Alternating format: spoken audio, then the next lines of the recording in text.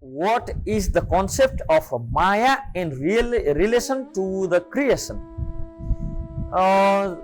Just explaining in a word, Maya is illusory power of Bhagavan Sri Krishna or the Parabrahma that manifest in material world, that manifest in first of all it manifests the material world, and then again it manifests as a Trigunatmika Shakti in this material, making the one reality appears as many. So this as a Trigunatmika Shakti means these three modes of material nature. So concept of Maya is fundamental aspect in described in Vedic philosophy, particularly in all Vedanta tradition and all scriptures and the literatures aligned with Vedic literatures or the Veda. And in Vedantic tradition,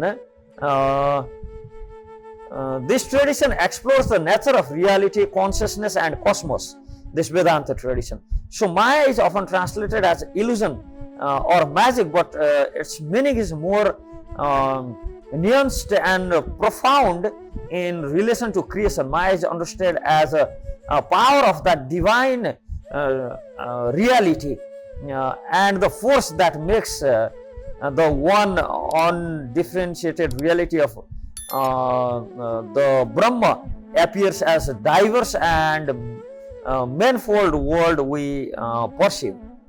So this the nature of Maya, as we can see, it's a illusory energy. Maya is described as a illusory energy or the illusory power of that supreme Brahma. It is responsible for the appearance of a material world, and it's actually the in charge of this material manifestation also. And this material energy is responsible for the appearance of material world as something separate and distinct from that spiritual world or the Chidakas. So just as a magician creates illusion that deceives the audience into seeing things that are not exactly as they are or in their true state. So Maya creates the illusion or multiplicity and diversity in the universe.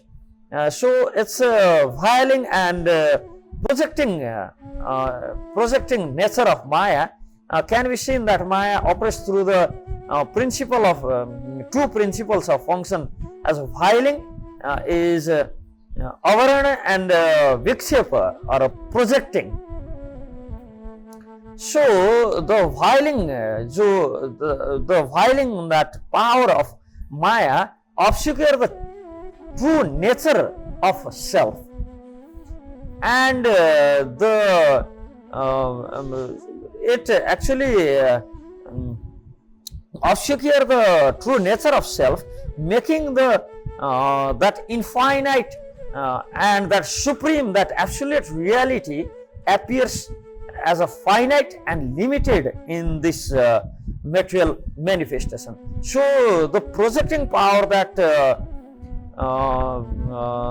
power, then what it does is it's superimpose names, forms and attributes into the self, creating the appearance of a diverse and dynamic world and making us to enjoy as the this body and enjoy as the enjoyer in this world, which is not exactly the reality how it's supposed to be.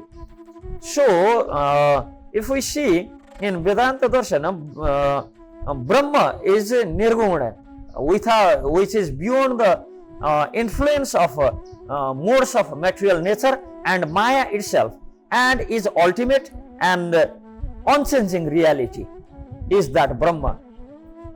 And Maya, on the other hand, is with this material modes of material nature and is responsible for the empirical world with its apparent multiplicity. So through Maya is everything being manifested in this world, and the manifestation is being ruled by that illusory energy, and the Maya in that sense is perverted reflection. That Maya, the manifestation of that Maya is perverted reflection of that supreme or that absolute beauty, and actually that ultimate reality or the supreme being is anirvachaniya, whereas this material world or the material manifestation, which is this perverted reflection of that anirvachaniya spiritual world, is actually the reality in one sense, but whereas it's being ruled by the Maya and is a perverted reflection, so it is actually not real in nature also.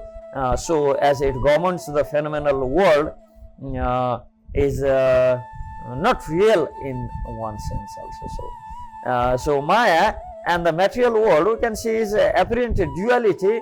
Maya creates an appearance of distinction with the jiva from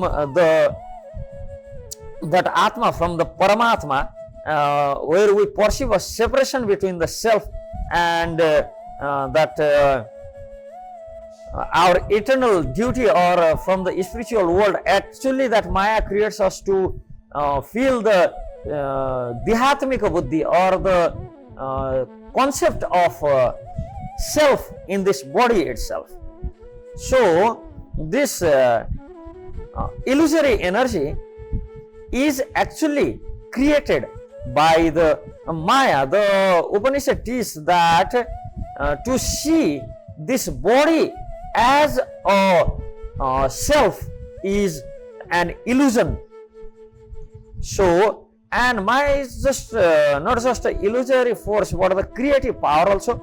Through Maya, this material world or this material universe is manifested. So we cannot just blame only as an illusory energy, but since it's created with all its forms, activities, experience, this universe is manifested by the help of that illusory energy. So the manifestation here, or the nature of this place, is to put that eternal soul in the illusion of being the self as this material body. So to overcome this Maya, the knowledge, gyan of Vedic literatures, according to Vedic teaching, the way to overcome the illusion of Maya is through studying the scriptures and completely surrendering on the lotus feet of the divine couple Sri Radha Krishna.